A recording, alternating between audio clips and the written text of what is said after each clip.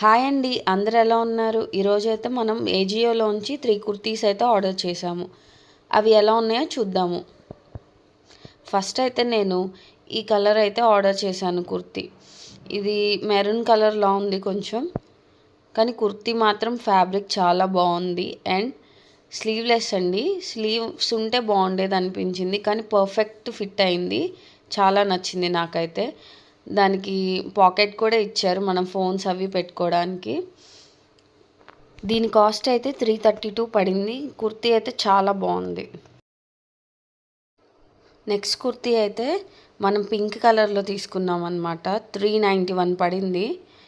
కుర్తీ చాలా బాగుంది, ఫ్యాబ్రిక్ అంతా బాగుంది, కానీ ఫిట్టింగే కొంచెం అంత పర్ఫెక్ట్గా లేదనమాట.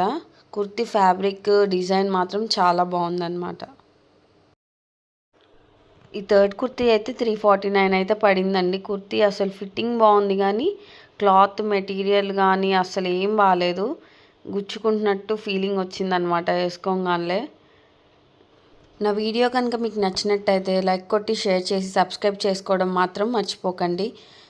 Thank you for watching.